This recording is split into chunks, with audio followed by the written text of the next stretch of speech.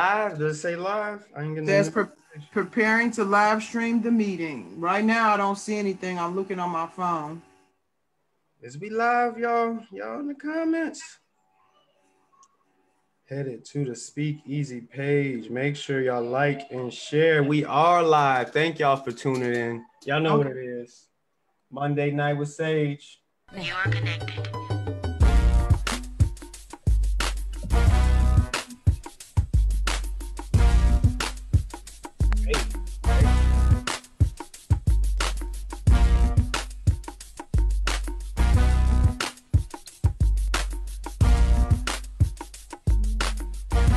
You know, we need a freestyle over this. Don't get me started. Don't even get me started.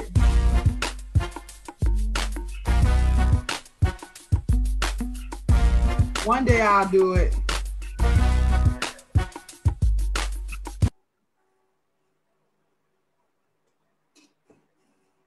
Is that it? That's how it ends. That's how it ends. Like and share, like and share. Okay, welcome you guys to another episode of Outside the Box. It is me, Sage the coach, and we have Ron G's, however you say that, sorry. And then we have a special guest tonight, which is my oldest daughter, Sequoia. And so you guys, please like and share this. I'm going to take just a moment to make sure I share it. Coming through representing. It's a family affair tonight. Yes. Y'all get ready. So 1 second, I'm just gonna make sure I share it everywhere that I want it to be shared. Should I keep the background on or take it off? I kind of like it actually. Yeah, it's all right. This is my phone wallpaper. Oh, really? Yeah. It would be better if you turned it sideways, not straight up and down. But I don't know if that might. There you Will go. it flip Oh, me? yeah, it does look better. But then I'm looking at myself sideways. It's fine. Okay, hold on. I'm just want to share. I gotta put this on my outside the box page. Actually, let me see if it'll make me flip it. Hold on. It's a pleasure to be with y'all on Monday night. Y'all know how we like to start the week off now. Holy. Yeah. With some things, uplift y'all, some joy with the life coach. Yeah, so today, well, I guess that's I should like introduce the show a little bit for maybe people's first time who might be tuning in. So uplift the lawyers. Mom, I'm Sage, certified relationship and life coach. And this is my show, Outside the Box, which is on every Monday night at 8 p.m. Central most of the time. But when I have guests on, sometimes I would do 7, just, to try to keep it early and not go into people's evenings too much. And so, but for the most part, it will be 8 o'clock every Monday. And the show is called Outside the Box, or the podcast is called Outside the Box, because I like to give a different, somewhat different or a deeper Christian perspective on a lot of different topics. And so I'll be talking about relationships, racism. Last week I talked about DMX and, the struggle that he had with drugs and stuff, even though he was really talked a lot about his Christianity, especially in his music. And then tonight we're going to be talking about what does it mean for Christians to wear masks? The reason why I want to talk about this, which I always give a reason why I want to talk about stuff, because to me, what the deeper reason behind the reason why you do stuff, the reason behind why you do stuff is what is most important. And so the reason why I want to talk about this is because I've seen this a lot, with Christians, posting, and even in the news, especially when the pandemic first started, saying that, if you wear a mask, you weren't trusting God. It's like a lack of faith. I even saw there was this one pastor. I don't know if you saw this story, Sequoia or Ron, but there was this one pastor, I believe he was down south, that was saying that he wasn't wearing a mask and that, God was going to protect him in his church. And then he got the virus. He died. A lot of people in his congregation got the virus. A lot of people in his family got the virus, and I believe more of them died. And so it really, I mean, I don't say it gives Christianity a bad name, but it's definitely something that needs to be talked about, especially when you have people on the outside or people who are following this pastor and they're acting like that he's doing the right thing by not wearing a mask, and then bam, he dies. Like, that can really shake somebody's faith. And so that's the first thing. But another thing is just in general, I'm still seeing this. Like, this happened when the pandemic first started, but I'm still seeing a lot of people, as especially Christians, saying that. Now, we're not talking about those people who just act stupid in the grocery store because they don't want to wear a mask and they feel like the government is suppressing their rights. Okay, I'm not talking about those people. I probably will get to those people, but that's not what I'm talking about right now. So right now I'm talking about Christians who think that it's a lack of faith or you're living in fear or whatever if you wear a mask. So Sequoia, what do you think about that? Before you answer Sequoia, Sage, yeah, comments is already jumping. Oh, okay. So, yeah. CJ, of course, Senior VP, thank you for tuning in. Hey, Cheryl. Hey, Tanya. Thank y'all. Make sure y'all like and share and support the pages. My bad, Sequoia. Go ahead. No problem. So I want to introduce myself really quick. Mom, that's my mom. I'm Sequoia. I'm a community psychology major, which makes sense, me being her daughter and this whole outside the box ideology. You see where I get it from. But my opinion about, as a Christian or as a young Christian, it's very disappointing to see people who are supposed to be of the church doing reckless and stupid things in the name of Christianity. Because God never said nowhere that you can't trust medicine. God never said don't go to the doctor. God never said don't wear a mask. For me, I feel like if our God is such a creative being and He's gifted some people who are in the medical field that are scientists who research, who study, and so to kind of throw all of that gifting and that teaching in the garbage because you're trying to choose faith over science, I feel like it's reckless and stupid because science is evidence of God existing in the first place. So you can't just throw science in the garbage because it conflicts spirituality, because it doesn't. It's the same thing. Science is the explanation of spiritual things or things that we can't understand or trying to understand. So to be like, I'm gonna just show God that I don't get sick from a respiratory illness is kind of dumb. Like, it's just dumb. I don't get it. I don't understand it. And it's really frustrating when people, like, if we're gonna be Christians and care for our brothers and sisters and take care of each other, how are you gonna do that if you are willingly passing around a virus that's killing people? Yeah. So that's how I feel about it. Okay. You know, I feel similar. So what about you, Ron? What you think?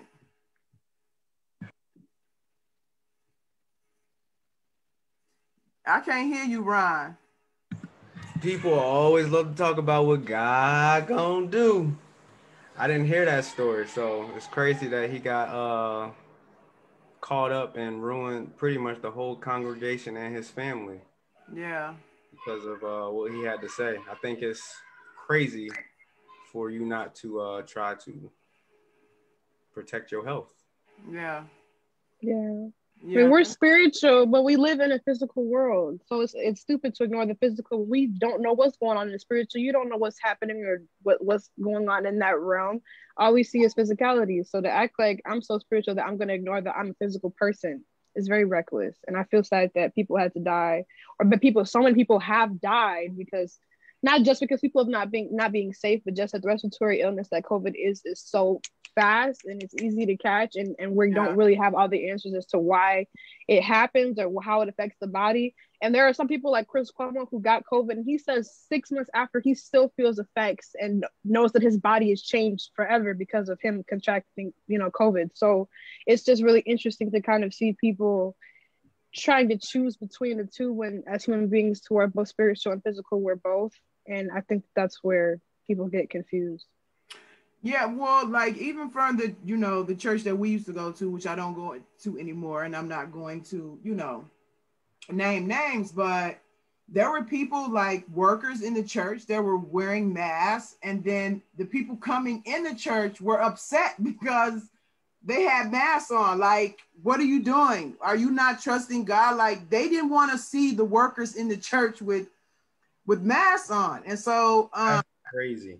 yeah, it's really, really silly. And so that's basically like, of course, as my daughter, she's gonna kind of align more with my view, but that's kind of my thought. And but it's like, you know, well, hold on, before I say what I want to say, I want to look at the comments really quickly. Oh, they jumping. Yeah. Get up to 20 already. Get us to 50 comments tonight, y'all. Yeah, CJ said a complete trust or confidence. Faith is complete trust or confidence in someone or something. Blindly wearing the mask and demanding others to do so seems like putting your faith in. Talking a lot. Okay. I like what he said. He said, medical error is the third leading death in the United States. Who said that? CJ? Okay, so CJ is saying, like, I kind of like, because it seems like CJ doesn't necessarily agree with, is that how you're reading it, Ron? That he's like a little bit not in agreement. CJ's here not to agree, so absolutely. Okay, right, but that's what I like. I like, because I don't want to just have a bunch of people who are the same thing. It doesn't make for a very good, insightful conversation. So I like that he's bringing that up. And he said, blindly wearing the mask and demanding others do the same seems like putting your faith in government. Ooh, I'm sorry, CJ. I don't agree. I don't agree. Okay, but I don't know why.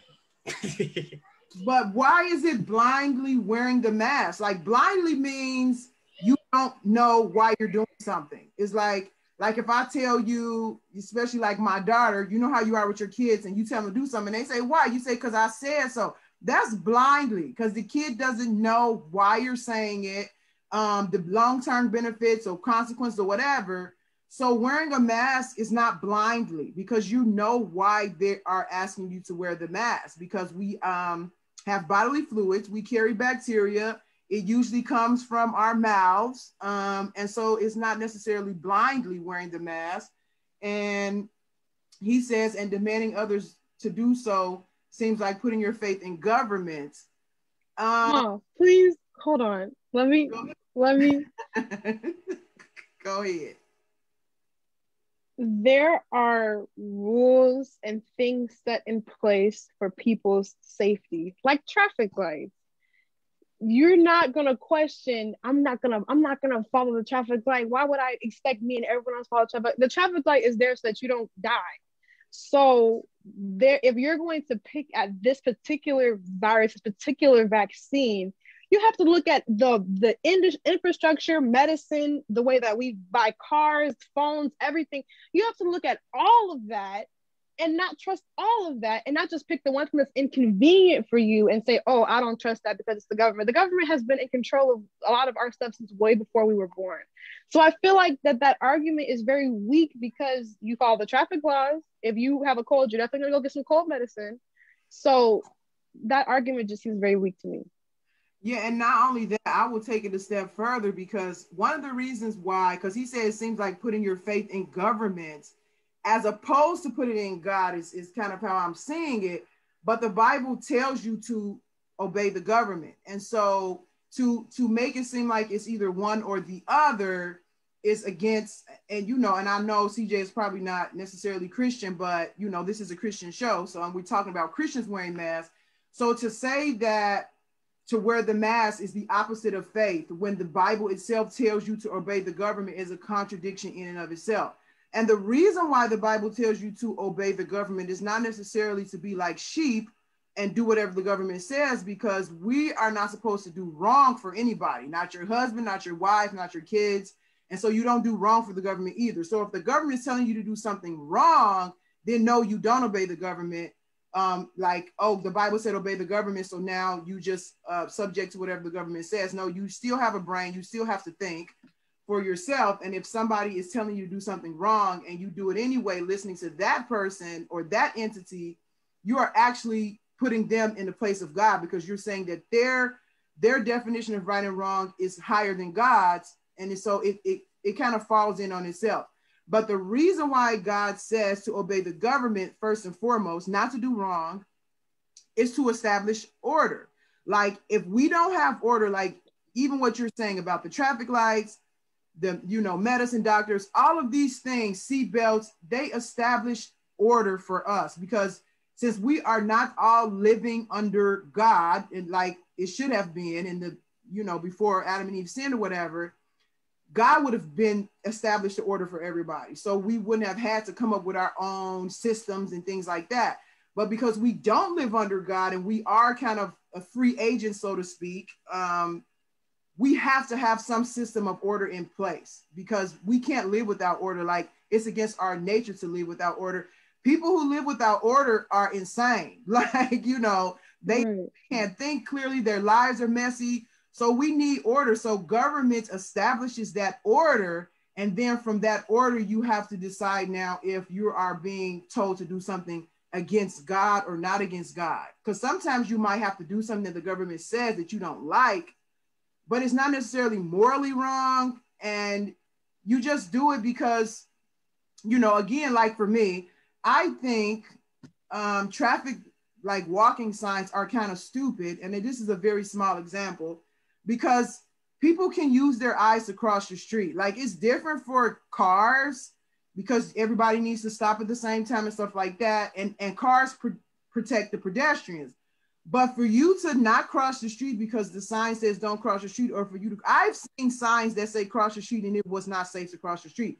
And so I feel like, you know, come on, people, like we can use our common sense to cross the street, but you still obey it. It's not morally wrong. You still obey it because, you know, it just creates order for the cars and the people and everybody to kind of move in some type of unity where people are not being killed. And so that is very, very important.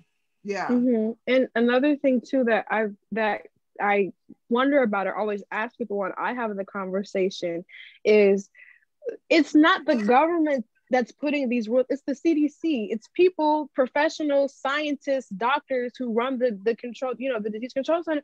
It's not the government telling you to do that. It's the CDC mandating, and the government has to uphold those CDC guidelines so that people can be safe. Yeah. And so what's frustrating for me is how, you know, it's very easy to say, oh, they're just trying to control us, I don't want to do it, when these are medical professionals who've been in school for 12 plus years just to get their degrees, just to get into that field, for you to just throw away all that information and say, I think it's a hoax. If your wife is having a baby, you're going to take your butt to the doctor and go get the baby out. You're not going to, I don't trust them, they don't know what they're doing with my kid. They obviously do, or we wouldn't have hospitals, we wouldn't have doctors. So there is a system in place that is designed to protect people's health and safety. And to be, it's really, I even saw this this TikTok video or something that some doctors put together that was kind of satirical, but they were like, hi, I'm a doctor, I've been doing this for 15 years, I can name every bone in your body. You can't, you know, like the average person doesn't have access to that information. And as much as I don't trust the government, quote unquote, especially as a Black person, I definitely don't. I do tend to trust, I tend to do that because that's what they're for. That's what doctors are for.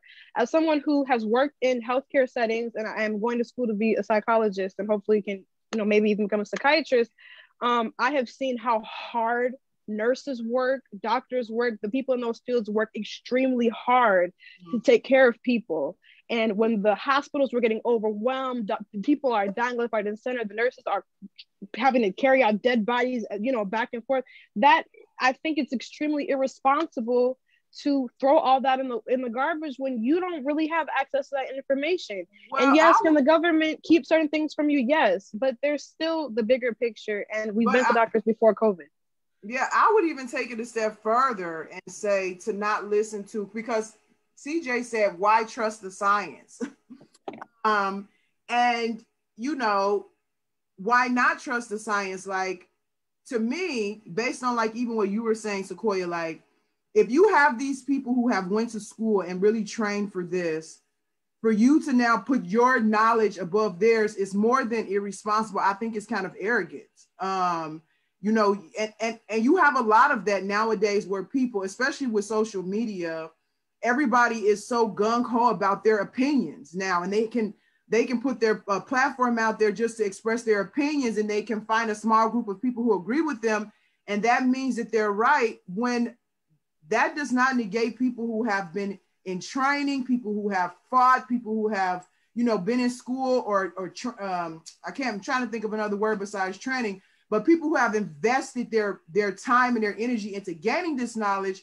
Now for you all of a sudden to act like you didn't do any of that and you're above their level or on the same level that they are, I think that that's pretty arrogant, actually. And I don't see any reason to necessarily not trust the science. Like, science is actually probably one of the most straightforward things in this world that people can understand, as opposed to, you know, especially when it comes to opinions and spiritual stuff and all that.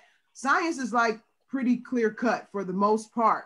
And so if a scientist comes up with any thing that they advise you to do, there's a reason why they say that. And if you trace the information back to why they say that, and you understand the research that has went into it and the trials and the tests that has went into it, it is still much better information, like what you were saying, Sequoia, than the information that you have at your disposal, because right, it's all about information. Like, life is all about input, where you get that input and how you use that input to now make your own choices. And so if you can't come up with, you know, another reason with as much evidence and as much investment and as much time into your own to contradict what they're saying, then it's just better to go with the people who have actually invested time and stuff into that. Right. And I also want to add too, like, the body, even though I know that there's lots of unexplored things about the brain. I've taken some classes now where I'm learning about how our brains work, and it's astounding. And a lot of scientists don't have the answers to a lot of questions. But when it comes to the physical body, I think that people have kind of figured out, for the most part, what's going on, for the most part. But the fact that there's still stuff to not know should be right. It should be enough to be like, I have no idea what's going on. And I'm not saying just follow people blindly. I'm not saying, oh, don't think for yourself or any of that. But like my mom is saying, when it comes down to, especially science, which, like you said, is straightforward compared to a lot of other experiences we go through, it isn't like astronomy, because I took an astronomy class this past semester, and they're talking about, this is how the sun works, and this is how gas works, and there's billions of stars. And how many times my professor was like, we don't know this for sure, but was astounding. He was like, yeah, we're not sure how that works, but, and he'll just continue. I'm like, what do you mean you don't know? Then what am I in this class for? But it's not like it's the body. We've explored it, right. You know? Yeah. So I feel like, yeah. But, and then it's like, are you being told to do something wrong? Like, now, if they're telling me that the only way for me to survive is to eat my child, then it's like, I have to question. Right. But to put a piece of cotton on your face is not something that's going to kill you, even if it doesn't work, even if it's not true, it's not going to hurt you to do that. So even when I went back as far as like the government, you know, obeying the government, but also having, you know, not letting that contradict with what God tells you to do, is when it comes down to you being told to do something wrong, then that's when you like, right, don't obey the right. government. But the purge bells didn't come on and they said, okay, now all murder is legal. They didn't say that. They said, right, put on a covering around people to try to help contain some of the spread. And the hullabaloo that has arisen from that by grown people in stores having temper tantrums is beyond me. I don't understand it. I hate putting the mask on. Running to the bus to catch the bus with a mask is difficult. It's not easy. I can't breathe. I really can't. We got to take out. I can't breathe. Yeah. But for me, it's like, if I can help protect somebody else's grandma, I'm going to do it, because I don't want my grandma to die from COVID. If I can protect somebody else's kids, you know, because I work with kids, with autistic kids, and I want to help protect my kids, I'm going to sacrifice a little bit of comfort when I'm around people sometimes to make sure people around me are safe, period. Yeah, exactly. Let me see. CJ said, heart disease and diabetes are the leading cause of death in America, but we still eat cancerous foods.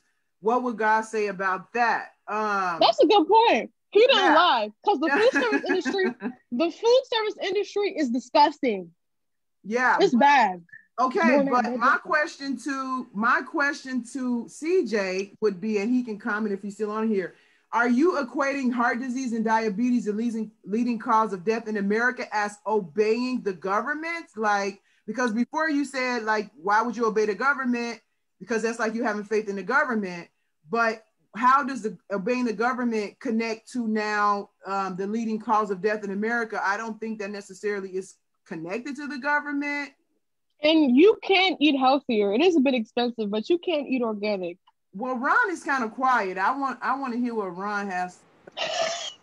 I think I honestly probably disagree with just about everything y'all have said tonight. Well, go Oh, ahead. So I don't know No, go ahead. Spit it how deep out. we're gonna go. I want to go as deep as you can go. I'm ready. I want to know. Whew. Yeah, me too. Where do we start? I don't even know where to start. Okay, so I first was talking to he. So do you agree more like with CJ, what CJ was saying, or like where are you at? CJ and Sunshine are both making some good points.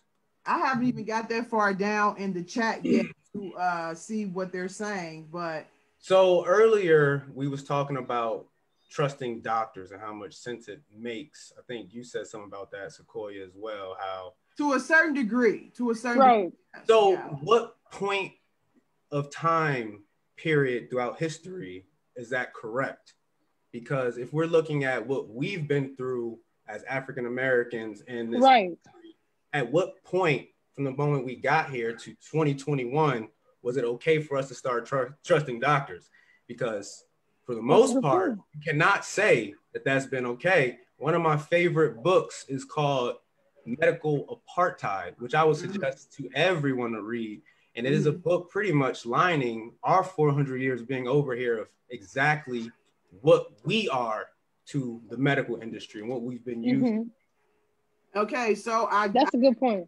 You're right. It is a good point, and I don't disagree with it. But we're talking about in correlation to wearing a mask, not taking. Now, I will be perfectly honest with you. I have some reluctance to get the vaccine, so that's why I'm saying trust to a point. Now, will I probably eventually get it? I'm on the fence, but I'm leaning more towards. We're talking about. Let me. Harry Garcia is right with y'all. He even went as far. I don't know if that's a he or she, but he said God gave us Dr. Fauci.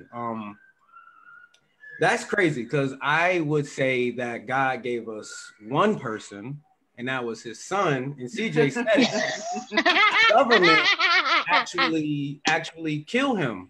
You know, from the time of his birth, the government sent and killed all of the Hebrew boys that was born just because they heard he was coming. And saying that Dr. Fauci was given by God is saying that. Well, I didn't say that. Right. Don't say we said that. That's I didn't say that. Yeah. Mr. Carrie, my bad. You cannot trust in human resolve or human solutions. That is the whole reason why the Savior had to come. We are flesh. We're always going to be wrong, and we're always going to think that we're right. And that is who's been leading this charge is human resolution and resolve. Okay, I agree with you for the most part, but I do think it's some exceptions to that. Hold on, Sequoia. Now, I trust up to a point. Like you shouldn't put your total faith, and I totally agree with you on that in any human being. And whenever you get to a point where you start feeling like another person is saving you from something, right, are giving them the place of God in your life, and you should never ever do that. Like, because at the end of the day, people are still people have motives, and it says in the Bible every human's heart is evil. Oh yeah, exactly.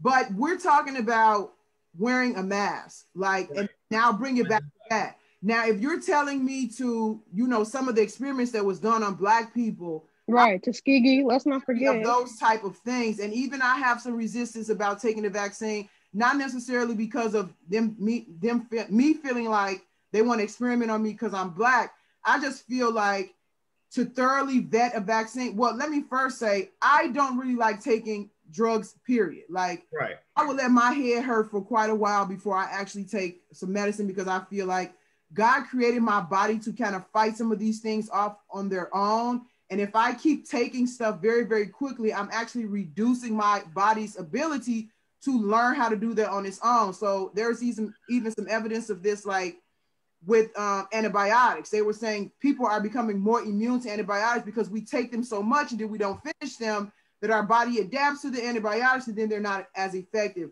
So I really try to give my body time to fight stuff on its own because I know that that's how the body is designed to do. Now, if it gets to a certain point, I will take something, but I really try to stay away from drugs as much as possible. So with that said, I feel like even if I take the vaccine, it usually takes them much longer to create something that you can really trust. Like, and they made it very, very fast. So to me, right. They probably, skip some steps or something like that. And if I was to take it or whatever, I want to make sure that it has been thoroughly, thoroughly tested, because they created it so fast. When usually it takes much, much longer to make vaccines, it makes me a little bit distrustful of the vaccine. But that is totally different from something like just wearing a mask. Like, I'm not risking my life or putting myself in danger, other people in danger by wearing a mask. So I think there's a very, very fine line there. But for the most part, I totally agree with you. Go ahead, Sequoia. And I do agree that everything human beings touch is going to be flawed to an extent. I don't trust lots of institutions, even the church, in a lot of ways because of that. But we can't say that human resolve has not done anything, because there was a disease called polio that's not around anymore because of a vaccine, yellow fever, hepatitis A, hepatitis B, flu vaccines. So we do have evidence that vaccines can be effective. Exactly. I do agree with Mama that it was really quick for them to pull this vaccine out. And it usually will take a lot longer, but we also have done vaccines before as human society, so I could see why they kind of know the blueprint. But we can't entirely say that human beings are completely helpless in the face of any, because we do have evidence that that's not necessarily true in all cases. But I do agree that we can't say, oh, he sent Fauci to save us. I don't think so. I think Fauci's a gifted doctor, and I tend to trust Fauci a little bit just because I like kind of his energy, but I know I could be wrong. But I think that he's a person who's trying to do the right thing, but I could be wrong, So I'd have to disagree a little bit. I do understand the point, and I do believe that God might not send a person to save humankind, but He can gift a surgeon. He can gift a surgeon to have hands that can, and a memory. He can give somebody with talents and skills that'll help them help other people. So to kind of, like I'm saying, if we distrust one thing, we have to distrust everything. And if we distrust everything, we wouldn't get nowhere. We wouldn't have rocket ships. We wouldn't have airplanes. We wouldn't have cars. If people weren't experimenting and trying and doing new things, like human beings are innovative. God is innovative. So we are therefore going to be innovative and create. So we're not perfect, but we do have God's creative spirit. So that's why I kind of don't want to act like, oh, human beings can't get anything right. If that was the case, we would not be here right now. We would have been blew up or ripped up or whatever. Yeah. But I do also, like, don't believe like, oh, Fauci sent to save us, Trump came to save us. Like, no, I don't want to put my faith in people, but I do want to put my faith in God's gifts that He's given to people. I like that. And then another thing that I want to kind of point out is that to me, it's all about information. So if you don't know, like, okay, some stuff like wearing a mask, of course, that's easy. I'm not going to argue about wearing a mask because it doesn't cost me very much to wear a mask. Now, if it comes to, like, say, for example, vaccine, if you don't trust that people who, made it or putting out, you can do some research. Like, you can look into it. You can see what it's all about. You can see what the experimentation that goes into it, instead of just like rejecting it blindly. And kind of like what you were pointing to, Sequoia, is that a lot of the stuff that people might say they totally distrust, you're still involved in it on some level anyway, whether it's traffic laws, whether it's cough medicine, whether it's, voting. I mean, it's a bunch of stuff that the government has put in place that people are involved in one way or another. And so you're still trusting them to some degree, even when you think that you're not. So the difference to me would be to be informed, like to know what you're doing, why you're doing it, where it's coming from, where is it going, why is it there, who put, just to be informed, and not as much as you can be, because I do think that they could withhold information. And another thing I wanted to say too, and it's slipping my brain, come back. And like another thing about the vaccine, because I took my first dose, my second dose was on Wednesday. And I still was on the edge about it. I felt like I wasn't really sure if I trusted it too. but I ended up doing it because that's the best chance I have of being able to go home. And I haven't been home with my family in over a year. So that was my best chance of being able to go home and be with them. So I was willing to take that risk. Stop it, Chloe. But I watched them give Sally that vaccine first. I was in the line. I watched Miss Deborah get that vaccine shot first. I was paying attention. Then I yeah. switched out the vaccines for the Black people. So that was like, okay, we're all taking it. You know what I mean? So, but yeah. Yeah, so let's rewind a little bit. You got something else you want to say, Ron, but so mask. I want to go back to the faith or fear type of where we were going with that. But go ahead, Ron. I don't think we should look at it as faith or fear. I think that's something that we all are in agreement with. It is actually wisdom and smart to take the precautions to. It's like, should I ride a motorcycle without a helmet? I have faith that God has me on this earth to do his plan. I was in the hospital. So it's crazy that this pandemic started in Asia. When I was in Asia, 2011 in the military, one thing that I noticed, all the Asian workers, what do y'all think they all did when they came to work? What they wore? They wore Asian culture, masks are very prevalent. Yeah, it's always been a part of their culture. So we're in 2020 and we're just now realizing that maybe when we're sick, we should cover it up. Thank you. That's logic. You shouldn't even be around when you're sick. So faith or fear in wearing a mask is logical and is wisdom. And if you don't feel like you should wear a mask and you want to revolt, it just makes no sense at all. Can I please interject really quick? Because that's a good point. Go ahead. So, and I wanted to point out too, I'm a big fan of Asian, especially Japanese and Korean culture. And the big reason why it's socially acceptable if you're feeling sick to wear a mask is because they have a very strong central identity in their culture. They respect their elders in a specific way, like African culture in a lot of ways, but they have a very central, strong, like we're a country, we look out for each other kind of nature.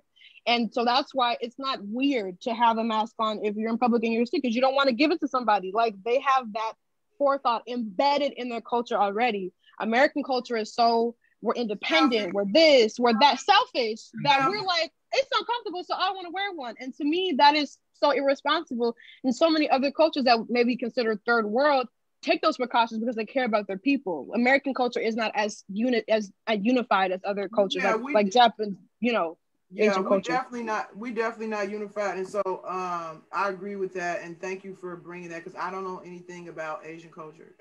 So I do. But this topic kind of lends itself a little bit to like people who think that being a Christian absolves them of having to deal with the same type of stuff that people who are not Christians have to deal with. And so even if you want to go outside the mask, I see a lot of people who are Christians who have this idea that because they're Christian, like some things can't happen to them or won't happen to them, and it can kind of snowball into a little bit of a problem. Like, well, even if I want to use a vaccine, like I know some people have certain Christian beliefs because there are a lot of different sects of Christianity. They won't get any type of vaccine for their kids whatsoever. And so some of the time those kids end up dying, or they get things that they can be healed from and they end up dying from it. Or people who get cancer and they pray and they pray and they pray and they pray and then they're not healed. Or I mean, even all type of stuff that happens to people who are Christian and they feel like because they're Christian for some reason, these things should not happen to them or they can't happen to them. And I think that that's probably a little bit more dangerous, that thinking, than just a mask in general, because that is nowhere in the Bible that it says that. Like even in the Old Testament, when God delivered the Israelites from the Pharaoh, when the angel or the spirit of death or whatever came through to kill all the sons, the only reason why the Israelite sons did not get killed is because they put the mark on the door. If they do that, their kids, they were gonna die too, right? Exactly. So they had to trust God in that instance too, but they took precaution. Like we don't know if God's really gonna kill us, but let's do this real quick just in case the angel try to come through. Like that's the thought to me. And can I pump, because you said that thing about people not giving their kids vaccines. I Yeah. work with autistic kids. I just started this job recently, but when we start, they give us a rundown on all the kids that we work with. And one of the girls that I work with is a sweet little girl. She's a little bit on the like nonverbal side. She's actually my sister's age 12. She wouldn't tell by looking at her. She's developmentally like 9 or 10, maybe even 8. But one of the big things I was hearing across the board from all my people training me was that her family doesn't really take the best care of her at home. But when she comes to school, she's taken care of, she's getting all of what she needs, but she doesn't get that at home. And it's harder for her to make progress when the training isn't unified across home and school. And so I was asking one of the girls who was working there for a long time, and she said, "No, I don't have all the details, but she told me this. She said that she has had a lot of conversations with the girl's mom, and actually used to babysit for the other kids that she has, because she has 2 other kids that don't have autism. And she's a Christian mom who believed that vaccines can cause autism. And she had a kid that had autism but wasn't vaccinated. And So, and she's still autistic. And it's actually way less likely for girls to have autism than boys. So for her to be a girl and to be autistic and no one else in her family is, it's like a big shock. And as a result of that the girl who takes care of her kind of believes that she doesn't get the kind of care and focus that she needs at home, partially because of that conflict with her mother and that belief. And that's so unfair. I mean, the girl, she'll come to go home on Friday with the same diaper on and come back on Monday with the same thing on. Like, they don't take care of her. Her hair won't be washed. She'll be dirty. She'll have scrapes and bruises on her.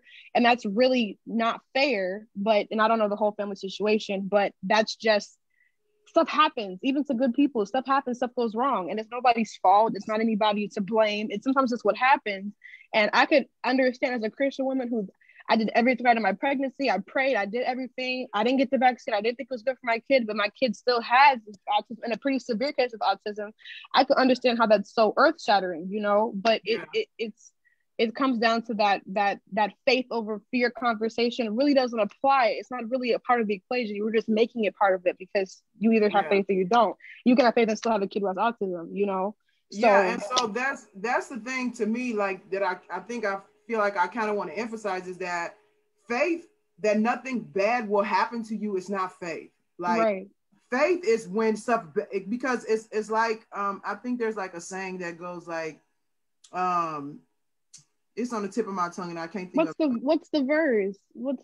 Hebrews? No, something? It wasn't a verse, it was a saying, but it's like, if you have faith, but you're never in a challenging situation to use it, is that really like faith? And a lot of times God does allow bad things to happen to us to show us just where we are in our faith, because we think we're up here and we can conquer, we can beat Goliath. But then when something bad happens to us, all of a sudden we fall apart, and then we find out we're not where we thought we were anyway. And so faith is not, nothing bad can happen to me. Faith is, if something bad does happen to me, I still believe that God is in control. And in the long run, I will be okay.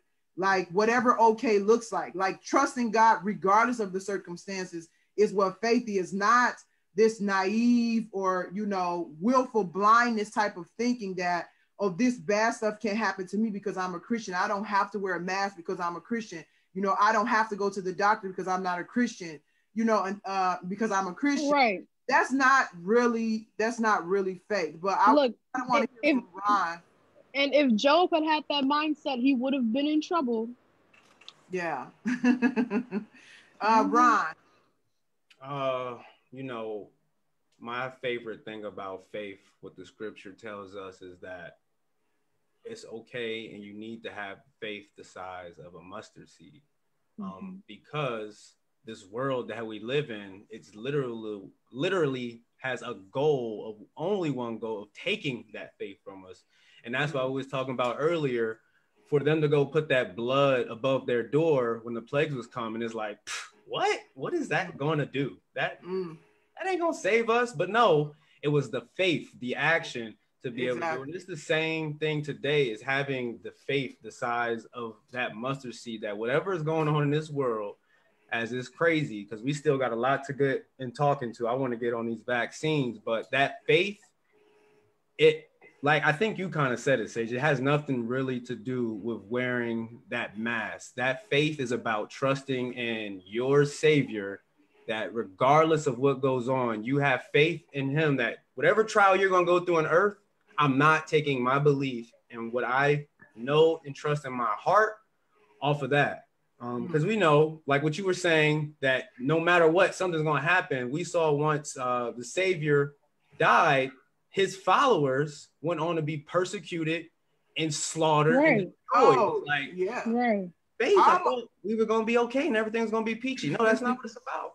Exactly, exactly. Because all of them were murdered, if I'm not mistaken. I think there was maybe one or two that wasn't, but for the most part, of all of them were killed for their beliefs. And so, if we have that mentality now, like, oh, nothing bad can happen to us. Like, if anybody should have got a pass, it should have been them who was like acting with Jesus and went through all that stuff. So if they didn't get a pass, why do so many Christians think that just because you're a Christian means you get a pass on hardship? Like the Bible actually tells you, you will have hardship. Like, you know, right.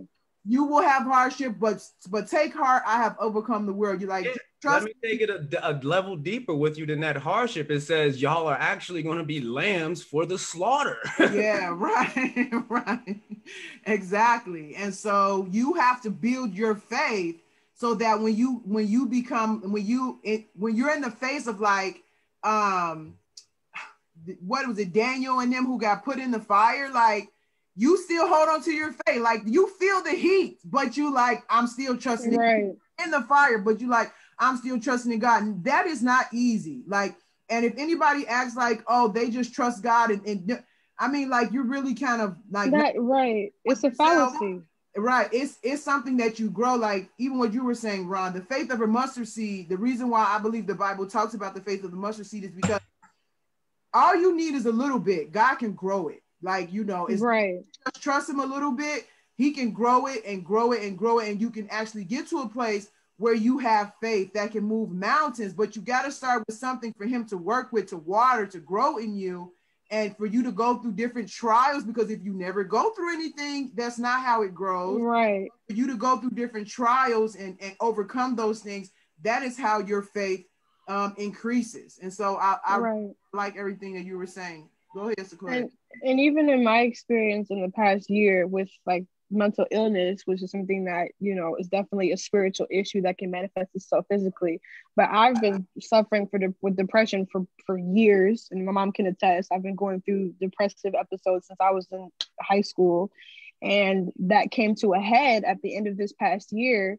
And, you know, like, of course, I was diagnosed with a depressive disorder, but, you know, didn't ever, like, for example, with the medication question, like me and my mom kind of went back and forth a lot back last year when I was trying to take medication because I had been dealing with the depression for so long. I was sick of it. I didn't know I had tried everything. I had thought I tried everything, and I thought I was praying and everything. I was like, well, let me just try to see if it'll help. And my mom was like, no, if you use that, it's going to become a crutch. You know, and I ended up even getting the medicine, and I never took it, and I'm fine. I never took it. That's right. I never took it. And I'm fine. Are you trying to convince me, or are you trying to convince I don't remember. I thought the word was took. Okay. I have never taken any of it, and I'm fine. And is the depression gone all the way? No. But the way that I have grown in the past year, and I've started to mature into an adult woman and figure out who I am and what I want from life. If I hadn't been through what I went through, I wouldn't be in the position that I am today. And if I'd taken the medication, I probably wouldn't be where I'm at right now. Okay, going to, you know, finishing up school, getting a nice job, getting, you know, working. All of that wouldn't be possible if I hadn't pushed through. So, but a medicine that alters the chemicals in your brain and a mask are two completely different things. They are. And like me taking, you know, the medication would be one thing, but a mask is not altering anything about me, you know? So to me, it was like, if we're going to complain about that, it opens up a whole nother conversation about so many different things that people are not even willing to have the conversation about. So the whole mask question is really small compared to how much depth is underneath it, I feel like. And you're right, because like even what Ron was saying, like he wants to get to the vaccines, the mask is a very, very small thing. Like, it doesn't cost you anything, but then you have these real serious issues, like with people, you know, taking medications and vaccines and, you know, and stuff like that. That's a much bigger like question mark as far as like if you should or if you should not. I want to try to get to the comments a little bit because I do see people commenting and I don't want to leave them out of the conversation. Ron, did you want to say anything? You look like you want to say something. No, there's not really anything going on in the comments either. Well, I see some stuff from well, earlier. yeah, probably stuff you ain't see. CJ, we done made him leave for the night. Okay. He said, "Thank y'all for putting up with my foolishness. I miss him already." Yeah, I mean, I like to have that, that difference of opinion, because iron sharpens iron, right? So it's just same thing as like if you never go through anything, like you would never really know what you're capable of. If you always have people around you that agree with everything you do, then you won't know how to act when you have to face challenges with people who don't agree with what you say, or you never are able to think outside the box on different things if everybody around you agrees with you, right? So you need those other contradicting or opposing voices, because then they help to refine your own perspective, about what you really believe and what you really think. So, but I don't want to diminish other people's opinion either, because having concerns about the vaccine is a very real issue. Having concerns about the legitimacy of COVID is not a bizarre thing, especially in a world like ours. So I'm not trying to act like, oh, you're just being selfish and stupid and whatever. Like, no, I feel the same way, but I think it's more about listening to logic and reason than being caught up in your own feelings. So yeah, and I agree with you, and I'm glad you said that, because I don't want to make it seem like, I just think we should obey the government and do everything they say. Right. No. Saying before, I don't do that to anybody, not even my husband. So so you do have to have your own mind, and you really do have to have your own mind. But I think the key is basing that your opinion on information, not just, like you say, your feelings or your anger or your, past or whatever, but you actually have some facts to go along with that, because a lot of times people are following their feelings more than they're following facts, and that always turns into a problem eventually. But so yeah, I don't want to diminish anybody's feelings about that. And even the lady Carrie who made the comment that, God sent us Fauci, like, I don't want to diminish that either. I wouldn't look at him as like a savior type of person, but God has put many people on earth to contribute to society as a whole. Like, even if you go back to the Old Testament, when Moses was building the temple, God said, I have put these skills in different people who know how to build, people who know how to shape, people who know how to sculpt. I have given people these skills basically to contribute to the system as a whole. And I believe the same thing for that today. Like, you have people who are gifted to be in certain areas to help humanity as a whole, but it's still up to us to kind of gauge who those people are, because you do have people who are wolves in sheep's clothing, so to speak, and to decide based on your own information that you have and your own convictions, who you can trust and who you cannot trust. And so, yes, I do see that there's a lot of stuff in here that I would have liked to respond to, but I was not reading the comments. And CJ, I would have liked for CJ to just come on, because he had a lot to say, and I would have liked him to be here so I could have responded to him in real time instead of having to stop and read the comments. But yeah. So anyway, go ahead, Ron. I just feel like a lot of times in America that we get so focused on America and we don't realize what's going on with the entire world. Yes. And Agreed. we could talk about the things that are going on in India over talk about it. Talk about Afghanistan and the Middle East. I mean, 84 girls lost their schoolgirls, 15 years old, lost their lives yesterday over what's going on in the world and decisions and people not agreeing. So it's so deep that we could get, but like you said, we're going to touch on the vaccine. And I just want people to know, think outside the box. Yes, exactly. Like, you shouldn't be following, again, like what you said was so key to, like, you should not put your 100% trust in anything except for God. Like, because even humans with the best intentions, like we still do the wrong thing. We might want to do the right thing and have every intention on doing the right thing, but that's not all the time what we end up doing. And so, like, even myself, do I trust myself 100%? No. Like, No. I'm, a human being, and so we should only put that. Look, and I definitely don't trust. I'm a 20-year-old human being. I definitely don't trust myself. I don't think you should. I'm pretty sure that's what Lucifer did, and that's why he got kicked out. Look, you see where he's at. I think he messed up all the way. I think one thing that we should hit on is just what the end of the Bible says, the revelation and the direction and what the world is supposed to be and where it's going and how it happens and why. Because I feel like this pandemic has been a great sign and just visualization of, guess what? Everything in this word is real. I like, yeah, because it does talk about, everything that the Bible talks about the end days is happening. Like, it's increasingly getting worse. And you can't say that these people who wrote this like so many years ago would have this much insight into the time that we are in now. Now, that's not to say that, the world's going to end in 50 years or 100 years, because who knows? Yes, right. The Bible talks about the end times. The end times could be 1,000 years, but we are definitely seeing a lot of those things happening now. And like even what you were saying, Ron, if nothing else, this pandemic has shown that, we have to have our trust in something higher than the government, than the people around, and stuff like that. Because one thing, like what you were saying about knowing about other people, other things outside of America, and it plays into this whole end times thing, because it does talk about lack of wisdom also, that people will become conceited and into themselves. Like, a lot of these issues come from a lack of wisdom. Like, even people who don't wear masks comes from a lack of wisdom. People, the way we operate inside of America without any idea about what's going on outside of America and how America is affecting other places and how other places are affecting us.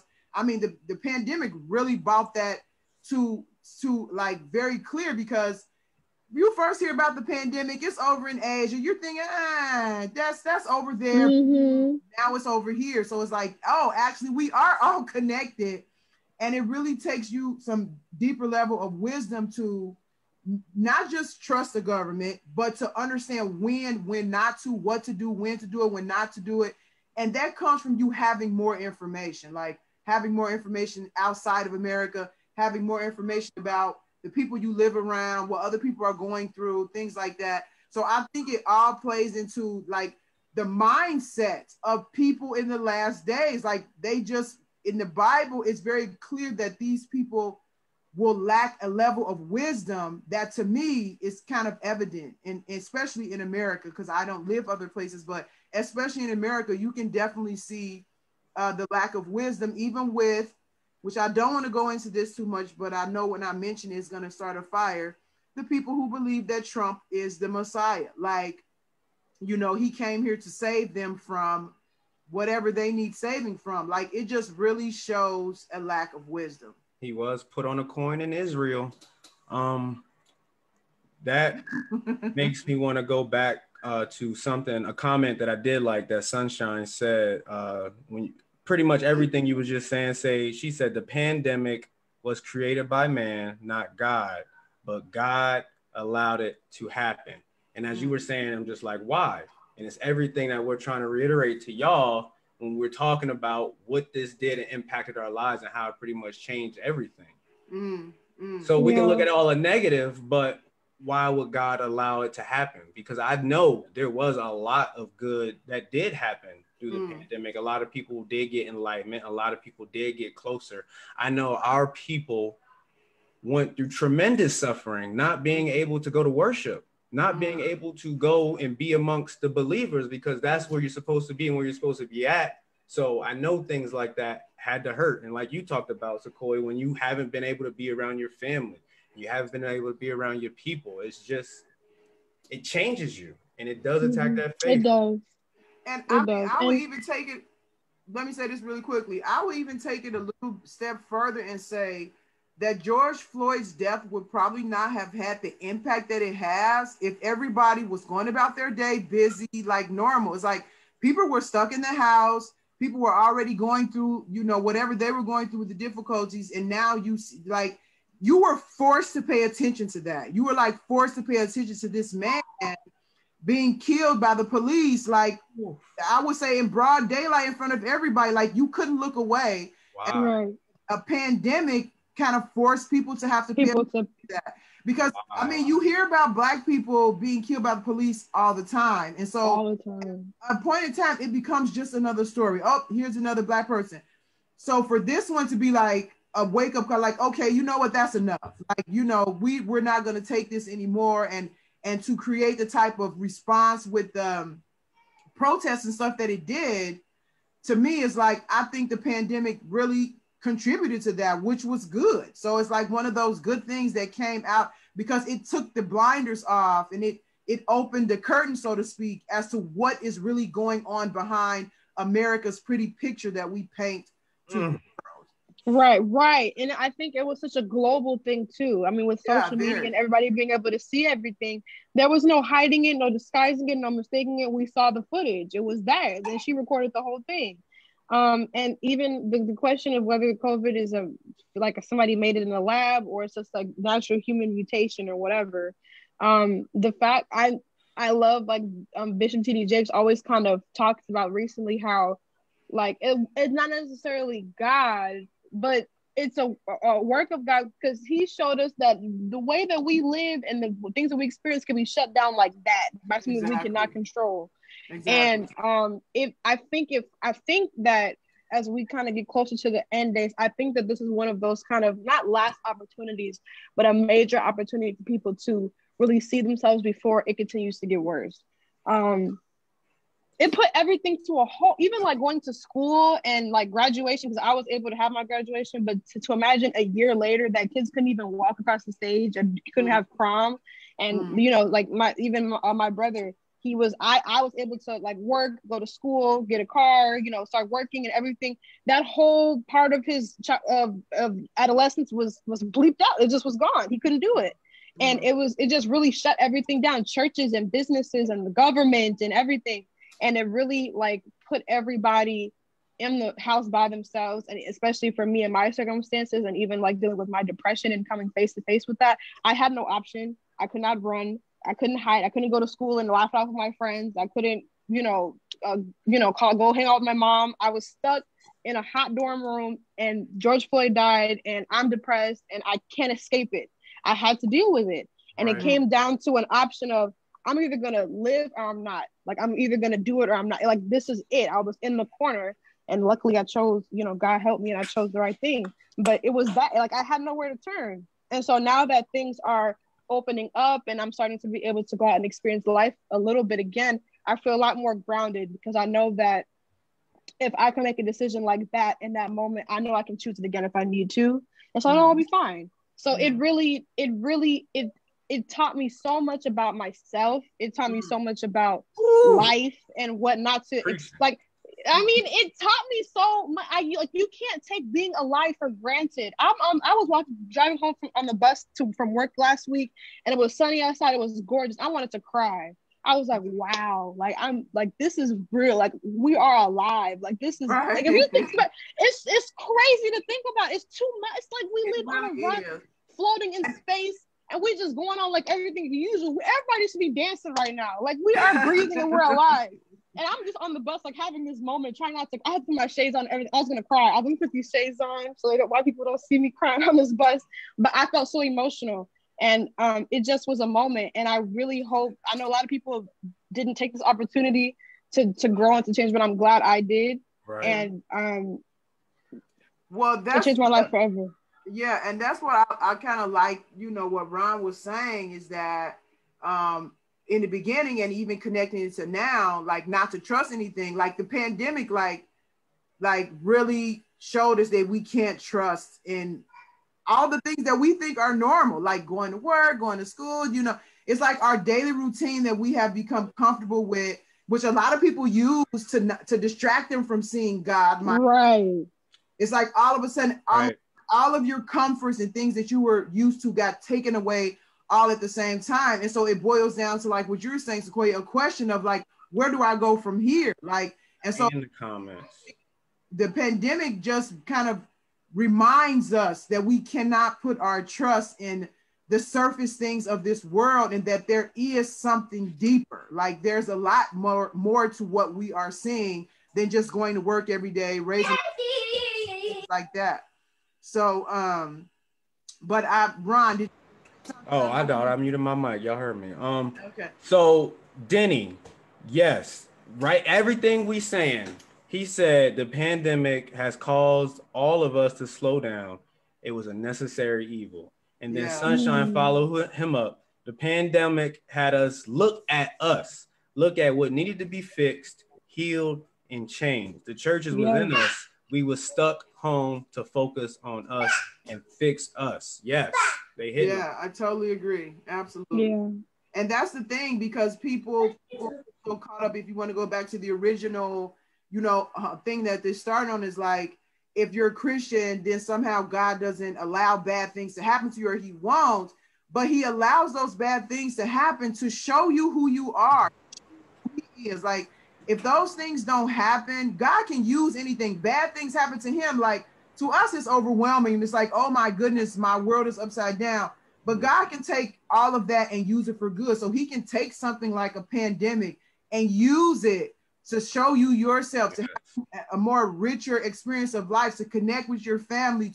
I've heard of people losing their jobs in that for the first time. They're like, I'm going to pursue my dream now. Since my job is gone and I don't have anything else to do, they start investing in their long-time dream that they want to do. And now that's taking off. And so God can use anything. And that's why we shouldn't fear hardship or fear bad things happening to us, which does not go with not using wisdom, because we do need to use wisdom. Like, that's a whole nother conversation that I want to have about people who are so spiritual that they have no earthly wisdom at all, because they both are needed, but that's a different conversation. Right. But God can use anything. And so we can be overwhelmed by stuff, but he's never overwhelmed. And he knows how to take the greatest evil that can happen to you and turn it into something that enriches you, that grows you, and that brings you closer to him. So that's why in every period of time up there with us, looking down at us right now. Sequoia, I love that you shared and opened up, because as we go through life, that is always going to be that. And the Bible even tells us the Lord chastens who he loves and blesses those who love the chastisement of the Lord, the things that they go through, the things that they overcome, because guess what? It brings them closer to him. And that's the whole point. Exactly. Right. Even now, I'm still trying to unpack everything that has changed about me since the pandemic started. Because even my mom can say, like, I'm still me, but I've definitely matured and grown. But I have grown in ways that I don't understand yet. I have matured in ways that I don't understand, and it's weird because even in my body, I feel more comfortable. I feel more grounded. My mind feels like I feel different, and I'm happy with how I feel, but it's a little bit weird. It's like, I don't know who this person is I'm talking to. Who is that? Like, thing. But I have, like, because when I was like with my depression, it's hopelessness. I was like, this is a wrap. There's no point to this. I'm just gonna wait till I run until I die or whatever. And now it's like, it's just, my whole mindset is completely different. And grow and mature, and all the things that when he created Earth, as he said, was good, to go outside and look at, the trees are growing, flowers are growing, things I'm growing too. I'm good. Right. That's the best thing about being outside. Yeah, that's I like that, Ron. Like, I do. Even when I went out the other day, because I'm not dead. Growing. And okay, if you look at outside, especially in the winter, it looks like a frozen wasteland. Like, everything is dead, but all it takes is a little bit of sun and a little bit of water, and the greenness comes back. And I was just outside coming in the house, and I see the grass is growing in the yard, the flowers are coming, the birds are singing, and I was just like, thank you, God. No matter how destitute the winter looks, the spring is always right around the corner. And it's a beautiful thing. And I like how you connected it, Ron, to like everything else is growing. I'm growing too. Like, And you just said it. All it takes is a little bit of sun, and I think you oh meant yeah, SON. yeah. I feel like we about to be on here long because I still want Yeah, to now we can go revelations on in the and wrap it up. vaccine. We're gonna have to have part 2, y'all. Yeah. We can go ahead and wrap it up, and definitely, it's gonna be more talks like this. Next week, I do have my first interview. Is going to be with Peter Benedict. He's a pastor from Riverview Church. I'm not sure if I'm saying the whole name right, and so that's going to be really interesting because he talks about how he became a Christian when he wasn't even thinking about going to church. Like, he had an interaction with God when he was getting high and stuff like that. And so it's a really interesting conversation. So my coach tip. I was gonna ask you, is we getting a coach tip before we get out of here? Yeah, my life coach tip for tonight is to use wisdom. Like, we didn't really go into it as much as I would want to, but actually, let me change that because I want to make it fit the conversation that we just had, because we kind of went into some things that I wasn't expecting. I would say appreciate life. Like, bad stuff happens, hardship comes, but when the Bible talks about this too shall pass, the power of that is it is not going to last forever. And if you focus on what is coming after that, just like the seasons, when after the winter, the spring is always coming, the summer is always coming, good times are always coming, just like bad times come, good times are coming too. Like, it can never just stay consistently bad. And if you focus on the good stuff that is coming, it will help you endure the hard times. Like, if it was just cold all the time, and I'm using cold because I hate the cold, so everybody might not feel the way I feel, but I'm just using an example. If it just stayed cold and it was never going to get nice again, like, that's depressing for me. But me knowing that all I got to do is buckle down for the winter, the spring is coming and the summer is coming, helps me endure through the winter. And so you can use that terminology through any point of your life, is just to appreciate life and hold on, because bad things happen, they come and go, but God is always in control. He's always looking out for his kids, and he knows how to turn even the most destitute situations into something that will grow you, to help you and become a better person. And so that is what is most important. So can I add to your tip about appreciating life? It's also perspective is everything. Like, for example, being outside, and like, I'm not really an outdoorsy person. Mom can tell you I was the kind of kid who wanted to play outside a lot. I still am not like that. But I like, for example, this is very dumb, but wind used to irritate me. Like, I hated when it was windy and it was knocking me back. I would get a little irritated. But now, I know it sounds so dumb. I'm trying to walk and the wind just trying to push me back. But now when it's windy, or even when it's like sunny outside, I think of it as God reminding me that he's there. Like, I feel like he's kissing me. Yeah. Oh, I'm not trying to cry. Yeah, that's beautiful. Yeah. And when I learned to really, really appreciate life, it really, like what you're saying, is perspective. And so even when I'm talking about focusing on the good, what's coming, instead of just, being consumed by the bad, it's about perspective. And when you learn how to shift your perspective, I mean, it changes everything. Like, and that's what God is trying to get us to do. Like, shift your perspective. Like, don't always see stuff that way. Look at me. Stop looking over there. Look over here. And when you're able to do that, it makes so much difference. Like, it's a world of difference. Like, you see life through, it's almost like rose-colored glasses, so to speak. And so you can appreciate everything. And for all the bad in the world, when you really learn how to focus on even the small things that remind you of God's goodness and that he's here, they totally outweigh the bad. Like the sunshine, come on, like totally the sunshine, the wind, the grass, you're able to breathe. You can get up and walk if you want to go get something to eat. Like, you can hug your children. Like, when you start putting all those good things together, the bad is nothing. Like, the bad is nothing compared to that. All you have to do is endure through it, and that's it. It passes. So anyway. Hey, this is how we're supposed to start the speakeasy on Mondays. Thank you, Sage. You done blessed the whole company. I hope so. This is what we about. I feel blessed too, actually. Anytime I talk about God, I feel blessed. So I'm just happy I can talk about God to with other people who want to talk about God too. So and we're gonna make y'all hear about it even when y'all don't want to. Yeah, that's a whole Think outside the box. Thank y'all for tuning in. Exactly. All right, so we'll wrap this up and I'll see you guys. And thank you again, Sequoia. I'm pretty sure my daughter, this is not going to be her last time here, so she'll be back again. And I feel like, just real quick, y'all need y'all own show, because like I was telling you, Sage, I was excited to get her on. You was like, why? Now exactly what just happened. Y'all two, woo, that mother-daughter aspect, that's incredible. That touches people. Yeah, that's good. Okay, we'll talk about it, Sequoia. So anyway, you guys have a good night. Thanks for tuning in and come back next week. But actually next week, my show is going to be at 7 p.m. instead of 8 p.m. But come back next week. Stay tuned for the promo. We love y'all. We out. Yep. Bye-bye. See ya.